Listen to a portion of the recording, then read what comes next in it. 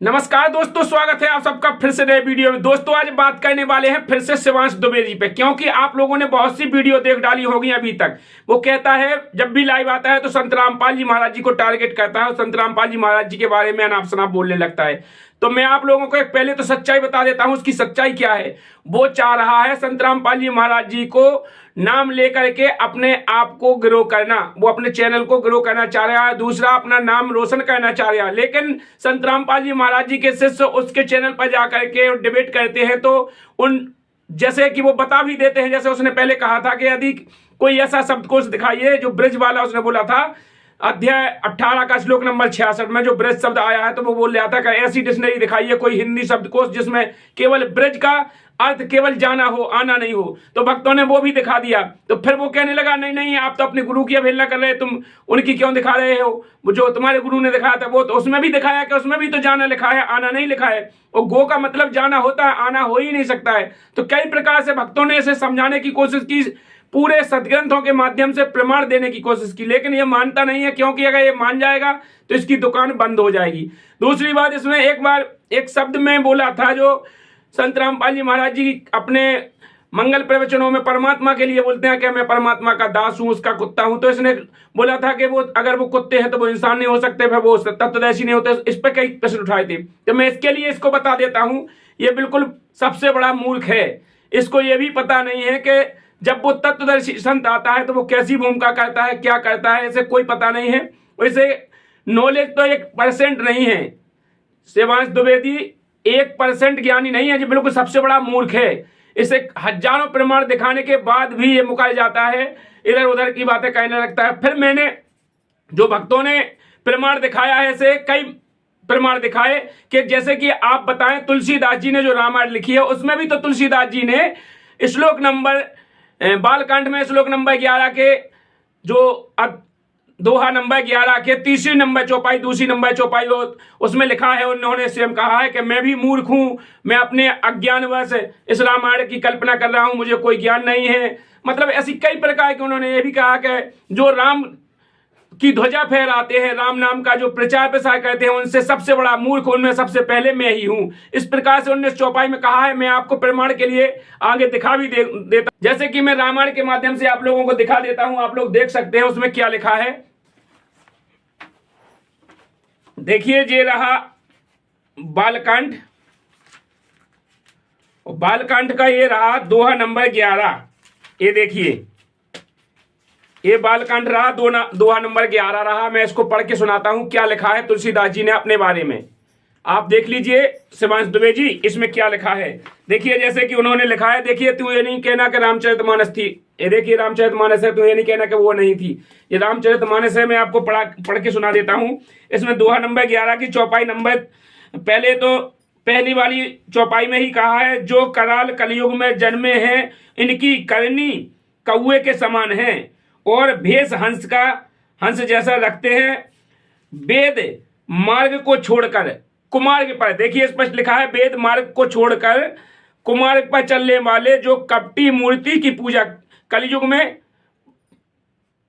पापों के भांडे हैं। कलयुग में ये पापों के भांडे हैं, इनको कोई ज्ञान नहीं है। दूसरा आगे लिखिए, दूसरी चौपाई में कहा है कि जो श्री राम जी के भगत कहलाकर लोगों को ठगते हैं। देखिए स्पष्ट लिखा है, जो श्री राम जी के भगत कहलाकर लोगों को ठगते हैं।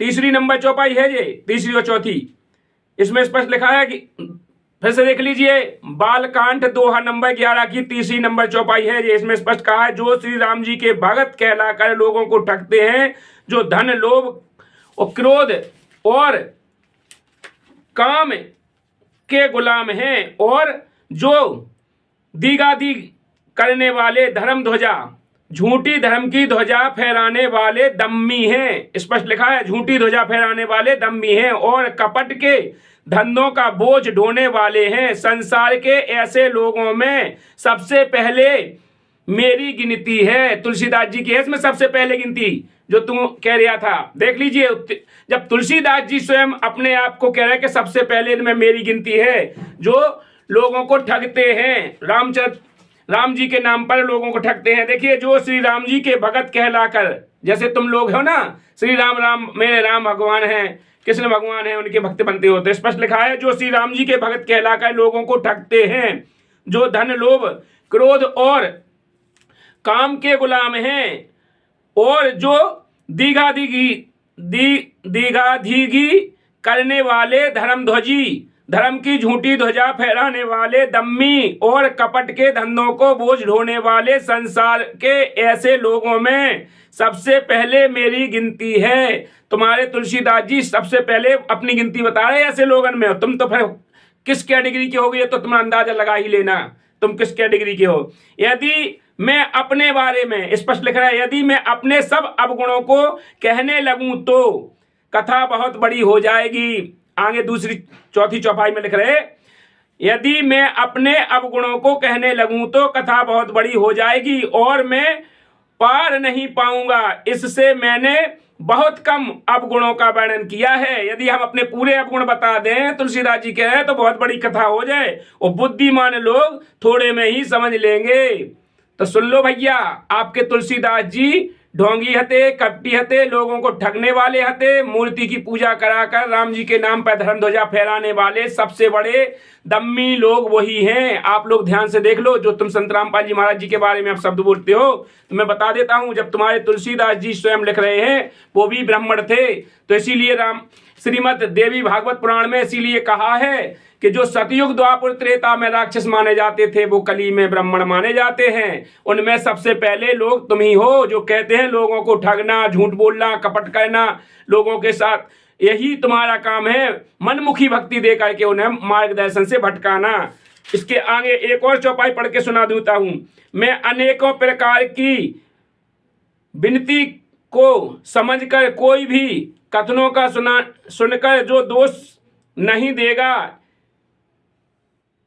इतने पर भी जो शंका करेगा वो तो सबसे भी अधिक मूर्ख और बुद्धि के कंगाल होंगे। जो इतने समझाने पर भी नहीं समझेंगे, अपनी अपनी चलाएंगे तुम जैसे कि नहीं वो तो राम ही भगवान हैं, वो राम की ध्वजा फहराने वाले झूठे कपटी लोग सबसे बड़े तुम ही हो।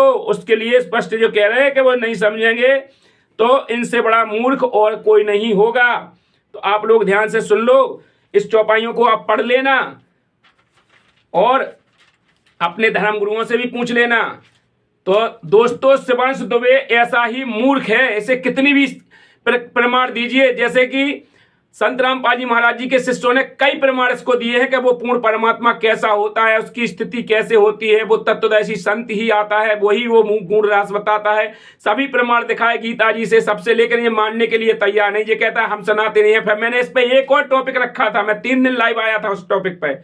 मैंने कहा था यदि तू सनातनी सनातनी कहता है तो अभी भी वर्तमान में जो 3 दिन गोबर की पूजा हुई है, गोवर्धन को भी हुई है, दोज के दिन भी हुई है, तो मैंने पूछा था कहाँ लिखा है, किस ग्रंथ में लिखा है, मुझे लिखित में प्रमाण दे दे।